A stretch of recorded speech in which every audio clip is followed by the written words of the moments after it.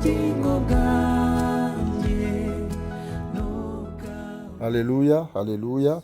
Nongeye gushima Imana kubw'uyu mwanya tugiye kuganira ku ijambo ry'Imana. Tugiye kurebera hamwe byo gucunga umutungo w'itorero ndetse n'ibikwiriye umushumba waryo. Muri kumwe na Pastor Dr.GAKWAYA Emmanuel, niwe rero ugiye kubaganiriza. Turashingira yuko nibyo tuza gusoma, turaza gusanga ko icyacumi cyangwa n'andi maturo, icyacumi cyane cyane ntabwo ari umusoro, ntabwo ari agahato agomba gutangwaho, ntabwo ari igihembo cy'umupasitori cyangwa cy'umushumba, ahubwo nishimwe ku Mana yacu, nishimwe abantu baha Imana. Iryo shimwe rero ni iry'abashaka kuramya Imana.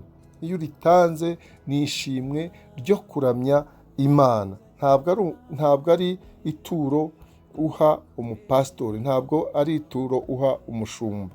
Tugiye kureba rero ingingo zigera kuri 7 dusanga mu gitabo gisobanura iby'imiyoborere y'itorero cyanditswe na Doug Mills mu ngingo 7 mu gice cya 8, aho avuga ngo tandukanya amafaranga y'umushumba w'itorero n'amafaranga y'itorero. Niho hariho wa murongo twahereho ngo icyatumye ngusiga Kirete ni ukugira ngo utunganye ibyasigaye bidatunganye.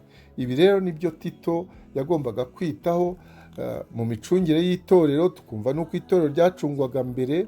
Ibi ni ibisobanuro kugira ngo ricungwe neza, ari umutungo waryo n'uw'umushumba w'itorero bigomba kuba bitandukanye kandi ntibivange, kandi ntihagire umushumba wibwira ko icyacumi ari iki. Icyacumi ni icyacumi cy'Imana, nishimwe rihabwa Imana, ntabwo ari umushahara w'umushumba. Reka rero turebe iyi ngingo ya mbere. Iravuga ngo ni iby'ingenzi gutandukanya imitungo ibiri, imitungo n'amafaranga by'itorero n'imitungo n'amafaranga by'umushumba. Ibyo ngibyo bigomba gutandukana. Imitungo ikagaragara neza, imipaka ikagaragara ko igomba kuba igaragara, igashyirwaho ku buryo umushumba atakwitirira umutungo w'itorero cyangwa itorero ngo ryiyitirire umutungo w'umushumba.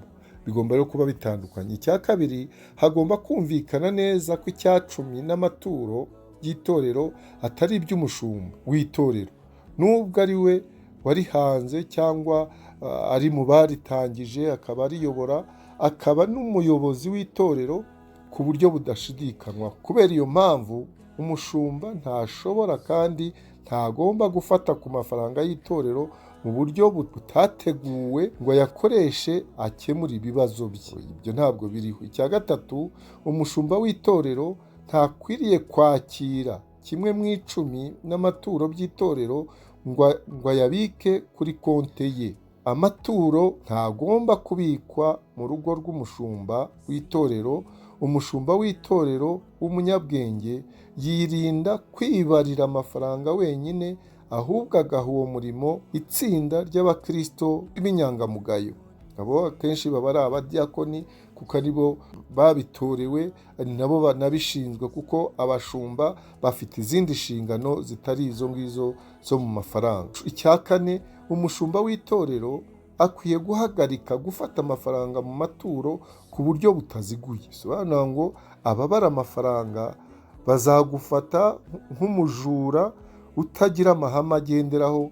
Niba umushumba atangiye kujya ajya mu maturo n'icyacumi abyiha, akajya gufata amafaranga ku buryo butasobanutse. Icya gatanu, ntukaguze amafaranga mu itorero ugamije kuyishyura nyuma. Icya gatandatu, ntugakoreshe amafaranga yawe mu mishinga y'itorero ugamije kuzayishyurwa nyuma. Icya karindwi, umushumba mukuru agomba nanone kugira umushahara usobanutse neza, ukabaho mu mimerere isobanutse neza, kandi agahabwa inyungu n'ibikundiro bisobanutse neza. Hano baravuga ngo inyungu zose n'ibikundiro byose umushumba ahabwa byagombye gushyirwa mu bikorwa hakurikijwe ingamba zafatiwe kwita ku mushumba. Iyo umushumba ahubutse agashora ibiganza bye muri konte y'itorero cyangwa mu maturo kugira ngo akemure ibibazo bye, aba ashyiraho urufatiro rwo gukorera mu rujijo n'inyerezamutungo. Iyo rero umushumba atanze, kuko ibyo dukora byose ni ukubera abandi urugero, iyo rero umushumba agiye gukora amanyanga, icyo gihe aba atanga urugero rubi. Kandi rero ni nacyo tugiye gukomerezaho tureba uyu murongo uri muri Timoteyo wa mbere igice cya 5 umurongo wa 17 n'uwa 18. haravuga ngo abakuru b'itorero batwara neza batekerezwe ko bakwiriye guhabwa icyubahiro incuro ebyiri, ariko cyane cyane abarushywa no kuvuga ijambo ry'Imana no kwigisha. Kuko ibyanditswe bivuga ngo ntugahambire umunwa w'inka ihonyora, kandi ngo umukozi akwiriye guhembwa. Aya magambo twumvise muri uyu murongo wa 18 turasaba mu gutegeka kwa 2 igice cya 25 umurongo wa 4, no muri Luka igice cya 10 umurongo wa 7. Ariko hano murabona ko Pawulo yabishyiriye hamwe, abivugira hamwe.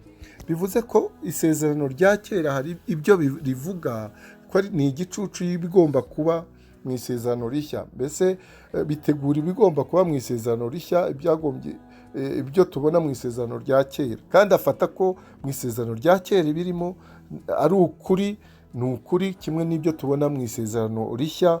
Ariko rero ubwo tugendera mu isezerano rishya, yombi iriya mirongo iri mu murongo wa 18, ni ukuvuga ngo tugomba kuyikurikiza. Hano rero icyo bashaka kuvuga ni ukuvuga ko abakuru b'itorero batwara neza, batekerezwe ko bakwiriye guhabwa icyubahiro incuro ebyiri. Incuro ebyiri hano bagomba guhabwa icyubahiro nk'uko twabibonye mbere, ariko kandi bakagira no kubafasha mu buryo bw'amafaranga, bakabaha umushahara ukwiriye kugira ngo bite mu kuvuga ijambo ry'Imana ndetse no kwigisha, kuko baba bari mu murimo w'Imana.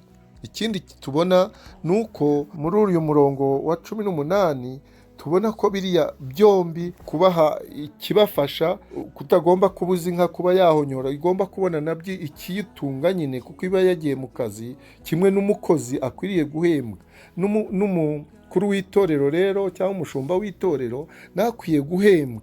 Ntabwo aterura ngo aterure amaturo ya naya, yaba icyacumi yaba yandi, ngo avuge ngo iki cyacumi ngo ni icyanjye, ngo cyangwa aya maturo n'ayanjye ngo aterura ajyane. Ibyo biragaragara ko umukozi akwiriye guhembwa. Kandi niyo mpamvu Dawidi yavuze ati mbikira ijambo ryawe, Zaburi 19 umurongo wa 11, ngo nabikire ijambo ryawe mu mutima wanjye kugira ngo ntagucumuraho.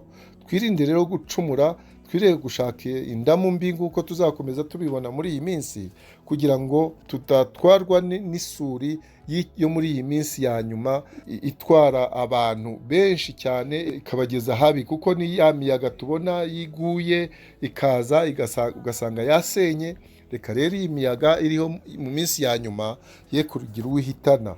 Yesu adufashe, kandi tuzakomeza kurebera hamwe by'inyigisho tugenda tubyigaho buke bukeya kugira ngo turusheho kubyumva. Uwiteka abaho umugisha, abagirire neza. Amen. Ubugingo bwanjye n'ubwawe Yesu, kandi kubwo